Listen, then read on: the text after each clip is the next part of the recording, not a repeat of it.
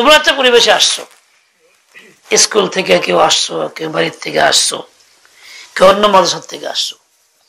এমন একটা জায়গা বলতে গেলে তোমরা এখন এই জায়গায় বসছো মনে হয় ফার্মের মুরগি সবচেয়ে এক জায়গায় খাঁচার ভিতরে। এই চতুর্দিকে বেড়ার ভিতরে খাস জায়গাতে থাকো, বাইরে যাওয়ার সুযোগটা কম হয়। তোদের বাপ মাও দিছে, এই জন্য তোমরা বুঝে আইসো ঠিক এই জায়গায় থাকবার লেগে, বাইরের সাথে সম্পর্ক নাই। ওই জগৎটা আলাদা, এই জগৎটা আলাদা।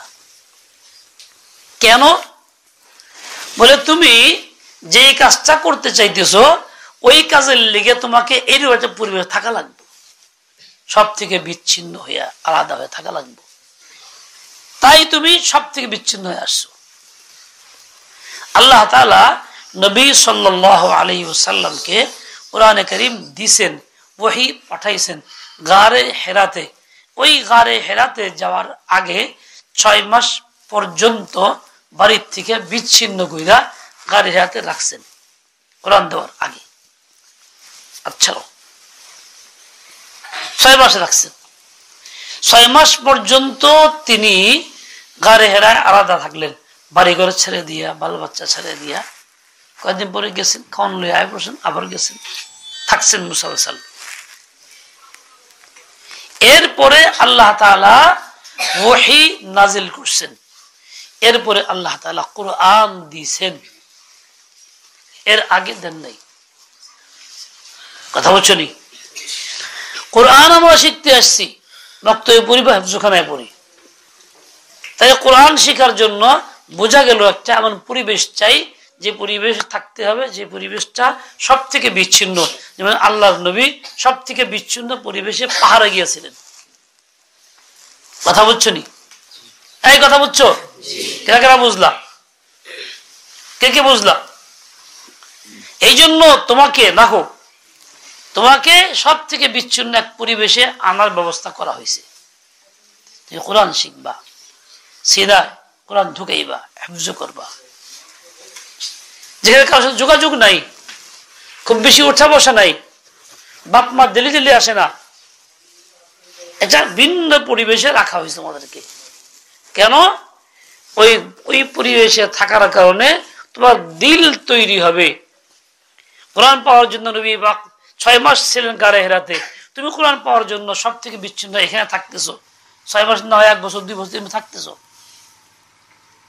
এই অবস্থায় আল্লাহ পাক তোমার দিলে কোরআন দিবেন, আর দিবেন বিদায় সব থেকে বিচ্ছিন্ন করে আনছেন। এটা আল্লাহর ইচ্ছা, আল্লাহর দয়া। যেহেতু আল্লাহ আনছেন তোমাকে দয়া করে, তোমার কাজ হইলো আল্লাহর দয়াটাকে কদর করা। তোমার কাজ হলো আল্লাহর দয়াকে কদর করা, আল্লাহর দয়াকে দয়া মনে করা, আল্লাহর ফজল করমকে ফজল মনে করা, এবং তুমি নিজেকে এর জন্য এমন ভাবে লাগায় রাখবা যাতে তুমি ইচ্ছাকৃত কোনো অন্যায় করে এখান থেকে বের হয়ে না যাও, তোমার কাউকে বের হয়ে না যাও, তোমাকে যাইতে না হয় এমন কাজ তুমি করবা। আর তুমি যদি একটু অলসতা করো, বিপরীত করো, এখানে থাকেও এরকম কাজ করো যার দ্বারা বেরিয়ে যাইতে হয়, তাহলে তুমি পুরা কবাইলা, জীবনের লেগে ঠকলা। জীবনের জন্য ঠকা হইল যেই ঠকার আর কোনো ক্ষতিপূরণ সম্ভব হবে না। দেখো, কোরআন হইল আসলে ইলম যা আল্লাহ দিয়েছেন ওহীর মাধ্যমে। এই কোরআন যিনি হাসিল করেন তিনি সবচেয়ে বড় দৌলত হাসিল করেন, সবচেয়ে বড় সম্পদ তার কাছে থাকে, দুনিয়ারও আখিরাতেরও। এই জন্য কোরআন ওয়ালা ব্যক্তি সে নিজেকে ধন্য মনে করে। ধন্য মনে না করলে সে উম্মত হইতে পারে না নবীর। মাল্লাম ইয়াতাগান্না বিল কুরআনি ফালাইসা মিন্না। কোরআন আল্লাহ যাকে দিবেন নিজেকে ধন্য মনে করে, ঠিক তেমনি কোরআন আল্লাহ যাকে দিবেন তার একটা বৈশিষ্ট্য হইল এই, সে আল্লাহ তাআলাকে যা চাইবে আল্লাহ পাক তাকে তা দিবেন, দোয়া কবুল করবেন। কোরআনে কারীম পড়া দোয়া করলে কবুল হয়। আল্লাহ তোমাকে দোয়া কবুল করার জন্য একটা ব্যবস্থা করে দিয়েছেন। সবাই কিন্তু এটা পারে না, পায় না। তুমি পাইতেছ, আল্লাহ তোমাকে দিছে। কোরআন যে পড়ে তার এই সিনা হার্টটা এত ভালো থাকে যে কল্পনাতীত। কোরআন যে বেশি পড়তে থাকবে তার সিনা একদম মজবুত থাকবে, হার্টটা সবচেয়ে নিরোগ থাকবে, হার্টে কোনো সমস্যা হবে না। আমার জানা এখনো আছে নূর হাফেজ নূর মোহাম্মদ, আমাদের মানিকগঞ্জেরই সিংহের থানায় বাড়ি। তো এই ব্যথা, বুকে ব্যথা, বুকে ব্যথা, এই জন্য ডাক্তার দেখে, অনেক ডাক্তারই কইছে এটা হার্টের সমস্যা।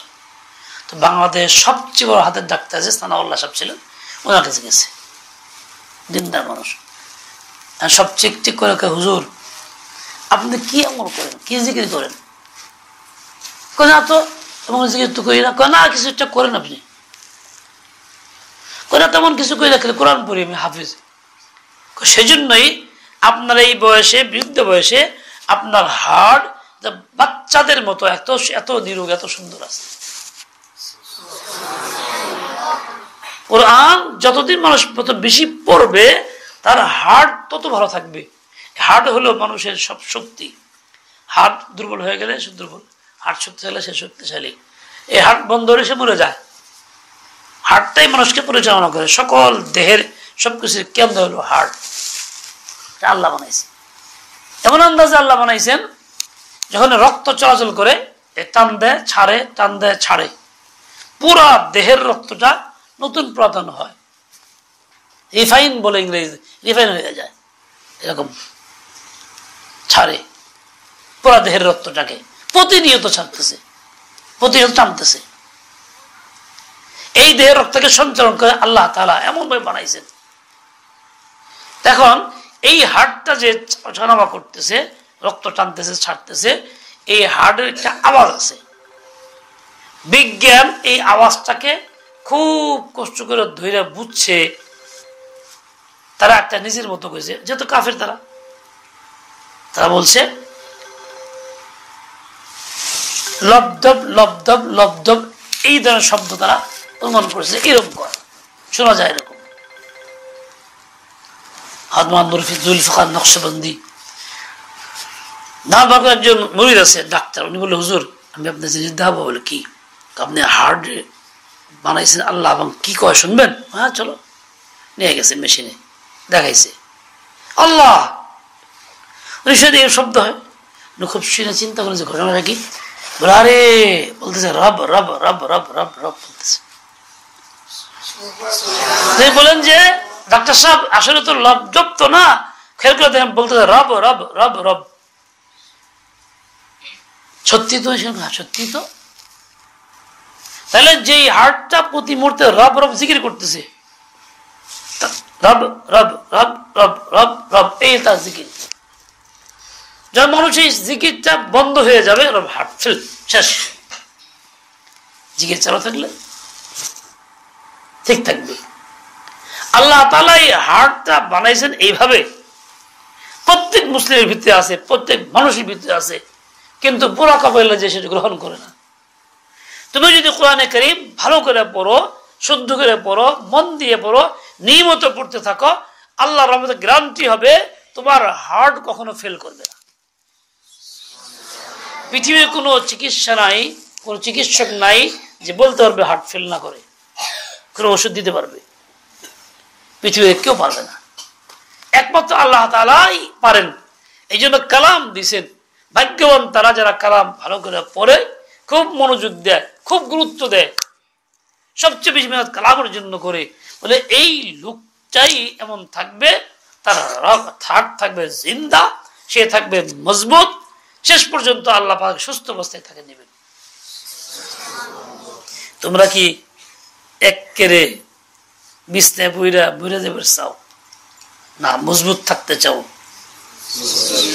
তাই তুমি তাই থাকতে চাও, তাহলে আল্লাহ তার আঁকড়ে ধরো কালামকে।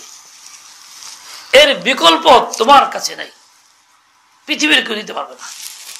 ওই লোককে বলছেন ডাক্তার আপনি কি আমল করেন? নিশ্চয়ই করে জিকির করে। বললাম না, হইতে পারে না, আপনার হার্ট এত ভালো।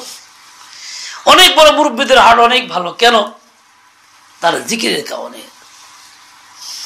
যত জিকির করবা তো হার্ট মজবুত থাকবে। আম মানুষের হার্ট নষ্ট বেশি, হ্যাঁ ব্যথা, হার্টে ব্যথা, এই সমস্যা ওই সমস্যা। কেন? জিকির নাই, আল্লাহ তাআলা কালাম নাই। এত বড় সম্পদ আল্লাহ তোমায় দিচ্ছে না, তুমি বেকদরি করো। এই কালাম যিনি নিয়মিত পড়বে তার একটা বড় উপকার দুনিয়াতে এই হবে, সে লোকটা ইজ্জতের সাথে রিজিক খাইবে, সে তার রিজিক মিলবে বড় ইজ্জতের সাথে, বেইজ্জতি হবে না, বড় সম্মানের খাবার তার মিলবে। আমি ছোট মানুষ, অনেক গুনাহগার, অনেক বেআমল, অনেক জাহিল, আমি যেসব দেখতেছি এতখানা আল্লাহ মিলাইতেছে ইজ্জতের সাথে যে আমি কল্পনাও করতে পারি না। না করি, নিষেধ করি, অনুরোধ করি, মাফ চাই, খাইতাম না, তাও অনুরোধ করে, তাও ব্যবস্থা করে, তাও খাওয়ানো লাগে।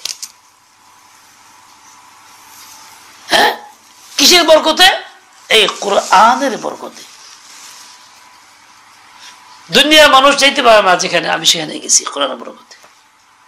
ডাইরেক্ট কাবা ঘরের ভিতরে, যে রাজা বাদশাহ যাইতে পারে না যেখানে, আল্লাহ আমাকে নিছে কোরআনে কারীমের বরকতে, একদম আল্লাহর ঘরের ভিতরে গেছি আমি। মানুষ তওয়াফ করে বাইরে, ভিতরে যাওয়ার সুযোগ নাই, বন্ধ, তালাবদ্ধ জীবন ভরা। আমার আল্লাহ ভিতরেও নিছে, এই কোরআনের উসিলায় নিছে। কাজে কোরআন যে হাসিল করে পড়ে তার মতো সৌভাগ্যবান ব্যক্তি পৃথিবীতে নাই। তুমি কি মনে করো? আমি একটা ঘটনা শোনাই, শুনবা? না, শুনবা না, তোমরা বেখেয়ালি চলতেছ। ইমাম শাফিঈ রাহমাতুল্লাহ আলাইহি স্বপ্নে দেখলেন রাসূল আকরাম সাল্লাল্লাহু আলাইহি ওয়াসাল্লাম বলতেছেন, শাফিঈ, ইমাম আহমদকে সুসংবাদ জানায় দাও, এটা পরীক্ষা আসবে আল্লাহর পক্ষ থেকে, যে পরীক্ষায় অটল যেন থাকে, সে পাশ করবে, আল্লাহ তাআলা কায়েম রাখবে।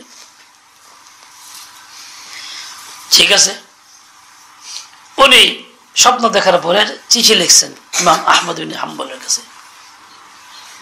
এক লোক, বিশ্বস্ত লোক দিয়ে পাঠাইছেন, চিঠিটা নিয়ে দিবা ওনার কাছে, কিন্তু খবরদার খুলবা না। চিঠি খুলে নেই সে। এই যে চিঠিটা, ওনার লেখাটা দিলেন যার কাছে, সে কি বিশ্বস্ত না অবিশ্বস্ত? কথা কও না কেন? যে বিশ্বস্ত, যাকে সে বিশ্বাস করছেন যে এই লোকটা কথা মানবে, খুলবে না, দেখবে না, এরকম বিশ্বস্ত ব্যক্তি দিকে তারা দিয়েছেন। চিঠি পৌঁছে দিয়েছে আহমদ হাম্বলের কাছে। উনি চিঠি পড়ে কান্দা শুরু করছে। এখন জিজ্ঞেস করে, হুজুর কি ব্যাপার, কান্দেন কেন? বলছো তুমি খুলছিল? না, পড়ছো না? হুজুর তো না করছে, আমি পড়ি নাই, খুলি নাই। এর মধ্যে লেখা আছে রাসূল সাল্লাল্লাহু আলাইহি ওয়াসাল্লাম বলছেন, আহমদ বিন হাম্বল যেন অটল থাকে, সে কামিয়াব হবে। সুসংবাদ। তাই আমি কাঁদতেছি খুশিতে। এখন এই লোক কয় কি, হুজুর এটা সুসংবাদ আপনার দিলাম, আইনা তো পুরস্কার দেন আমারে। ঠিক আছে, দুইটা চাদরের মতো ছিল গায়ে, একটা খুলে দিয়ে দিতে। ইমাম শাফির কাছে পৌঁছে, এই তুমি চিঠি খুলছিল না? চিঠি পায় উনি কি করলো? কান্নাকাটি করলো। আর কি বলে, পুরস্কার, এই যে পুরস্কার দিছে আমারে। এটা তোমার দিছে, তোমার হক, এটা আমি নিতে পারি না। একটা কাম করো, তুমি এই চাদরটা ভিজে আমার একটু পানি দিও, ওইটা সমস্যা নেই তোমার। এই হাত বন্ধ করে পানি দিও। তো এই বেচারা পানি ভিজে পানি দিছে, সে পানি খাইছে, চোখে মুখে লাগাইছে। আল্লাহ, এরকম একটা খাস বান্দা তোমার, আমি ইমাম শাফি কিছুই করতে পারলাম না। দেখেন, ইমাম শাফি চিঠি একটা কথা লিখে দিচ্ছেন, এই কথাটা দিচ্ছেন কারে? সবচেয়ে বেশি বিশ্বস্ত, যে খুলবে না, মানবে, তারা দিচ্ছেন। বোঝা গেল, মানুষ যখন কালাম বিশ্বস্ত ব্যক্তিকে দেয়, আল্লাহ তাআলা কালাম তার চেয়ে দামি কম না বেশি? আল্লাহ তাআলা কালাম কাকে দিবেন? সবচেয়ে বিশ্বস্ত যে যাকে আল্লাহ বাছাই করবেন যে এই লোকটাই যোগ্য, তাকেই দিবেন। তোমাকে আল্লাহ তাআলা পরিবেশে কালাম শেখার জন্য আনছেন, মানে আল্লাহ যদি বাছাই করছেন, বিশ্বস্ত হিসেবে তোমাকে বাছাই করতেছেন। তুমি যদি বিশ্বস্ততা না রাখো, খেয়ানত করো, উল্টা পাল্টা করো, মনোযোগ দিলে না, পড়লা না, কালামের প্রতি কোন রকম তাওয়াজ্জুহ দিলে না, তাওয়াক্কুল করলাই না, বেপরোয়া হয়ে গেলা, তাহলে তুমি বিশ্বস্ত থাকতে পারলা না, তুমি পুরা কপাইলে হয়ে গেলা। আল্লাহ তো দিতে চাইলেন, তুমি নিতে পারলা না। এক বেটা রাস্তায় চিনির বস্তা লেখা রয়েছে, মানুষের দিব। এক যুবক যায়, তাকে দেখো, এই বাজান ভাতিজা যেন তোমার দিয়ে দিলাম, নিয়ে যাবো। এক বছর চিনি দাম রাখা হয়, মনে মনে উনাটকা এই বোঝা নিব কেরা। চাষা আমি চাইতেছি পেশাব করে, মিশা কথা কয়া গেছে পেশাব করতে। আসলে হ্যাঁ নিব না, আসলে হ্যাঁ গেছে আর আইলো না। হে গিয়ে বন্ধু বান্ধব কয়, ঠক দিয়ে আইসি, আমার চিনি বস্তা আনতে আনি নাই। চাষারি কি করে আইসি? ঠকা দিয়ে আইসি। ঠক ঠক বুঝো তো, ঠকাইছি, আমি জিতছি, বুঝাটা আনি নাই। আসলে ওই বেটা কি আসলে ঠক দিয়েছে না ঠক খাইছে? কথা কয় না। হে দিলে 5-7 হাজার টাকা পাইতো, হে বেটা ঠকাইলো চাচারে না নিজে ঠকলো? তোমাকে আল্লাহ কালাম দিয়ে ডাকছেন, পরিবেশে আনছেন, উস্তাদ নিয়ে করছেন, সবকিছু করলেন, বান্দা তুই কালাম নেই, এভাবে নেই, তুমি দূর খামাকে ঝামেলা করে গেলা। কাজে তুমি এই বাহানা ওই বাহানা পড়তা না, এই ওসব মনোযোগ নাই, বাইর যাও, ভাগো, থাকলেও খালি ধুলো, আসলে পড়তাছো না। কে লিগা? হুজুরে ফাঁকি দিতেছি, সময় কাটাইতেছি। হ্যাঁ তুই খুব মনে খুশি, হুজুরে আমার ধরতে পারছে না, হুজুরে ঠকাইছি। কি হুজুরে ঠকাইলা না তুমি ঠকলা? কথা কও না কে? এরম যে করবা, হ্যাঁ কি ঠকবা না জিতবা? ঠকা বুঝো তো নাকি? আমার দেশে ভাষা বুঝতেছো কিনা জানি না। ঠকবার চাও কারা কারা, হে দেখো, ঠকতে চাও কে কে? হাত উঠাও, ঠকতে চাও কারা কারা, আর জিততে চাও কারা কারা? সত্যি? তাইলে কি মনোযোগ দিয়ে পড়বা তো? কত ভাগ মনোযোগ থাকবো? 5% না 10%? কম 100% মনোযোগ থাকবো। কিরকম মনোযোগ থাকবো? নামাও, হয়েছে না? কিরকম মনোযোগ? আমি বোঝাইতে পারলাম না তোমাকে। এই ছাড়া হাত উঠাইছে, মনোযোগ থাকবো, হেলে হাত খাই যায়, এনে টিপে ওনে টিপে, এনে তো মনোযোগ নাই, ও কি মনোযোগ দিব? তাহলে ও মিশা কথা কয়।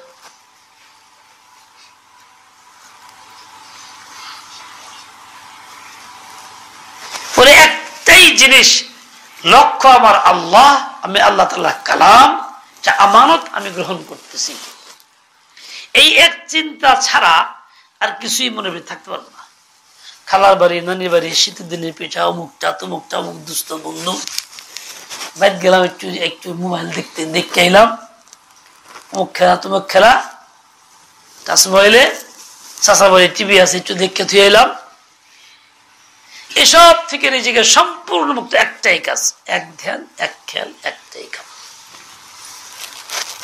যদি কেউ এটা করতে পারো সে জিতবা, আর করতে না পারলে সে ঠকবা। এমন ঠকবা যেই ঠকার ক্ষতিপূরণ আর কখনো সম্ভব হবে না। পরে আফসোস করবো, হায় কি করলাম, আমি এটা কিচ্ছা শোনাই। শোনাবো কেনা কেনা শুনবো না? শুনবা কেনা কেনা?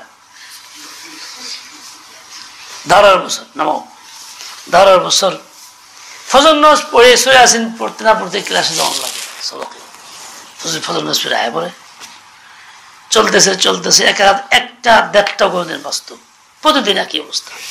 শুক্রবার ছাড়া 12টা তো স্বাভাবিক, এসার পর 2-3 দিন পড়াইতো, সবগুলো কিতাব পড়া হইতো নিয়মিত। আমাদের সাথীদের মধ্যে 1-2 জন ছিল সবকে যেত না, বেশিরভাগ নাগা করতো। একজন দেখতে খুব সুন্দর, ফর্সা, স্বাস্থ্য ভালো এবং কথা মিষ্টি মিষ্টি কথা কয়,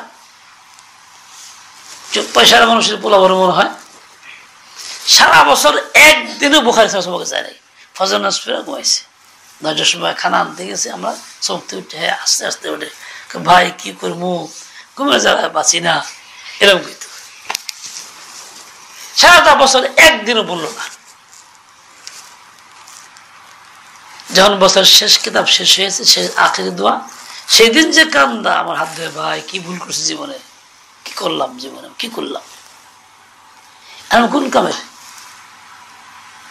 বুঝে আসছে যখন শেষ সময় হয়েছে তখন, এর আগে বুঝে আসে না। তখন যে কান্নাকাটি করছে, এই কান্নাকাটির আর কোনো কৈফিয়ত নেই, কোনো লাভ নেই, কোনো ফায়দা নেই।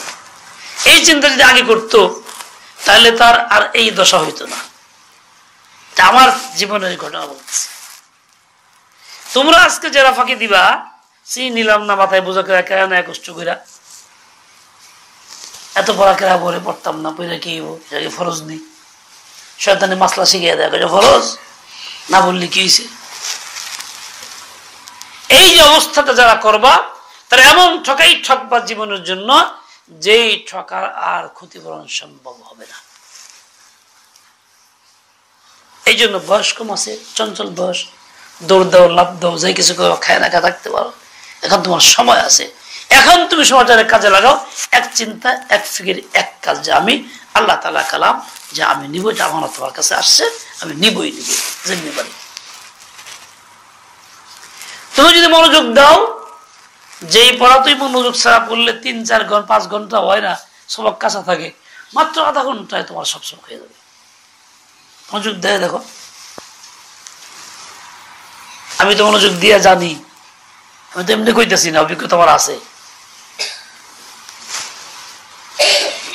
যে পড়াটা আধা ঘন্টা মুখস্থ হয় না, আমি ওয়ালের কাছে বইছি টুল লইয়া, জানি কেউ দেখা না যায়, মন দিয়ে 4 মিনিটে মুখস্থ কমপ্লিট। মনোযোগটা এমন জিনিস, মনোযোগ এমন জিনিস, শুধু পড়া হয় তা না, এর দ্বারা অন্য কিছু হয়। এই জন্য বাবারা, তোমরা ছোট মানুষ, দুনিয়ার তামসা তোমার কাছে আছে, বিভিন্ন চিন্তা চেতনা আসে, খেলতামাশা করো, কিন্তু এর মাঝেও তুমি তোমার লক্ষ্য ঠিক রাখো। ছোট বাচ্চারা অনেক কাজ দেখবা, থুইছে খেলতেছে, তামসা যদি আয়োজন ধরে নিয়ে যাবে চায়, হ্যাঁ দেয়নি, দেয় মোটেও দেবো না, দণ্ড ধরবো। হ্যাঁ উঠুইয়া কিন্তু তামসা করতেছে, খেলতেছে, কিন্তু মন ধরেছে কোন জায়গায়, খেলার মধ্যে মনোযোগ নেই, মনোযোগ আছে ওই জায়গায়। ছোট বাচ্চা খেলতেছে, দুলাবালু দিয়ে পিঠা বানায়, এ করে সে করে গল্প করে কথা সবকিছু কইতেছে, হের মা হয়তো ঢেকি দিয়ে চাউল বানতেছিল, হঠাৎ করে মা উঠছে, রওনা হয়েছে, একদিকে যেতেছে গা, হ্যাঁ কি করে সব ফালায় দৌড় মারে গিয়ে মা তাই না ধরে কাপড় দেয়। এত সব যে খেললো, তখন খেলার মধ্যে মন আসছিল না, মার কাছে মন আসছিল, বুঝো নাই? কোন দেহ না ছোট বাচ্চা ভাই বোন নাই? তুমি এরকম দুনিয়ায় থাকবা, বন্ধু বান্ধব থাকবো, কথাবার্তা করবে, প্রয়োজন হবে, এক জায়গায় যাইবা, কাপড় চোপড় দিবে, গোসল করবা, কিন্তু মন কই থাকবো? মন কই থাকবো? পড়ার মধ্যে মন থাকবো, যে কোন সময় আমি সবকটা পড়বো, কোন সময় ইয়াদ করবো, কিভাবে ইয়াদ করবো, কত বিষয় শোনাবো, গল্প করলে এই গল্পই করবা। আমরা ছোট সময় জিলা বানাইতাম মাদ্রাসায়, মাটির জিলা বানানো লাগতো, টিস্যু তো পাওয়া যেত না, তখন সিস্টেম ছিল না, মাটি কিনে আনি না, বানাইতাম। জিলা বানাই, ছাদের উপর জিলা বানাইতেছি, কি করছি, জিলা বানাইয়া মসজিদের আকার দেয়া, জিলাকে শোকান লাগবো না, মসজিদের আকার বানাইছি, একজন ইমাম সাহেব বানাইছি, মুসল্লিমের কাতার বানাইছি, জিলা দিয়ে মুসল্লিমের, দেখ সুন্দর মসজিদ হয়েছে। তার মানে কি, মন এর মধ্যে আছে, অন্য কিছুর মধ্যে মন নাই। তুমি যখন পড়বা, যাই কিছু করবা, গল্প করলে পড়ার গল্পই করবা। এই আজ তুই কবিতা শুনাইছিস, এই আমার সবকটা শুনছে, এই তোর কয়টা লোক লাগছে, তুই কয় পড়া হয়েছে রে, এই গল্পই তোমার হবে। এই জন্যই তো সাহাবায়ে কেরামের বাচ্চারা খেলতো, বেরতো, যাই কিছু করতো, মুখ থাকতো কোরআনে কারীম। আম্মা জান আয়েশা খেলতেছে, দুল্লা দুলতেছে, কি কয়, সাইয়ুহজামুল জামউ ওয়া ইউওয়াল্লুনা আদ-দুবুর, এটা বলতেছে। অন্য কিছু কইতে পারতো না, তোমার ধ্যান এরকম থাকবে, যাই কিছু করো। খেলতে গেলে তুমি এই যে বলা মানে খেললে একটা একটা ঠকাটা জিতে ঠকাটা হাত দিয়ে কিলা এরকম করে কিলে না, খেলা আছে না কি জিনিস একটা কি কয় জিম এরকম করে না। তুমি জিম না কেউ কইতে পারো আউযু বিল্লাহি মিনাশ শাইতানির রাজিম, পারো না? পারো কি না? ঠিক বিসমিল্লাহির রহমানির রহিম টান দিলা, তাহলে পড়ার পড়া হইলো কি, খেলার খেলাও তো হইলো। বুঝতে পারে না? পারে কিনা? তুমি যদি এরকম পারো, বোঝা যাবে তুমি পড়ার ছাত্র। খেলার মধ্যে পড়া, গল্পের মধ্যে পড়া, কাজের মধ্যে পড়া, তোমার এই আচরণ দ্বারা এবং ভাব দ্বারা বোঝা যাবে তুমি একজন ছাত্র, পড়তেছো, পড়ার চেষ্টা করতেছো। এরকম যদি না হয় তাহলে এই চিনি নিয়ে না নিয়ে চাচায় ঠকাইছির মতো হইব, জীবনটা নষ্ট। জানি না তুমি কি বুঝলে আমার কথাগুলি, বুঝতে পারছো কিনা? আমার কথাগুলি বুঝতে পারছো? সত্যি কারা কারা বুঝছো? তাহলে এই এতদিন পর্যন্ত যেরকম মনোযোগ দিয়ে পড়ছিলা, এখন কি তার সে কম মনে পারবো? কারা কারা পারবো? সত্য কথা কো, একে আল্লাহ সাক্ষী দাও, কারা কারা পারবো? আর সত্যি নামাও। আজকে যে কোরআন পড়বা, মনোযোগ দিয়ে শিখবা, ইয়াদ করবা, তেলাওয়াত করতে শুরু করবা,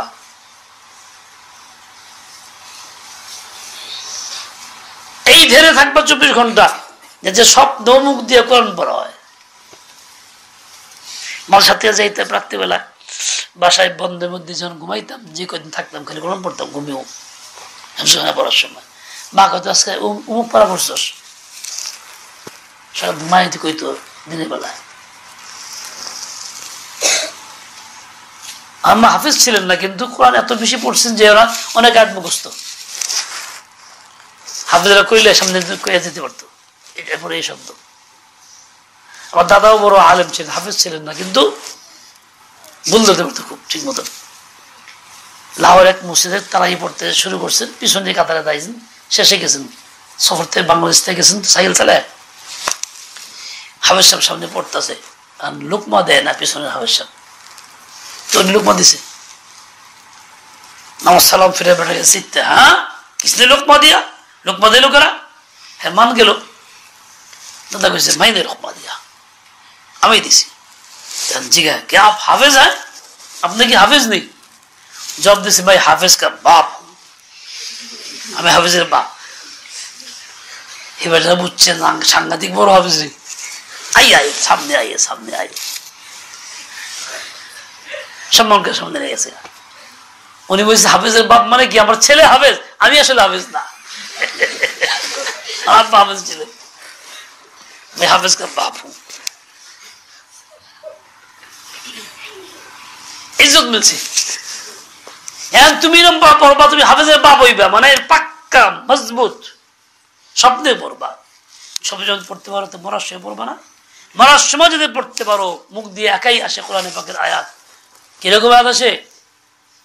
قال يا ليت قومي يعلمون بما غفر لي ربي وجعلني من المكرمين। এই আয়াত যেন মুখ থেকে আসে, এরকম ধ্যান করে তোমাকে পড়তে হবে। কে কে রাজি আছো? আল্লাহ পাক তৌফিক কবুল করেন। ইনশাআল্লাহ আরেক সময় দেখা হবে। আসসালামু আলাইকুম ওয়া রাহমাতুল্লাহ।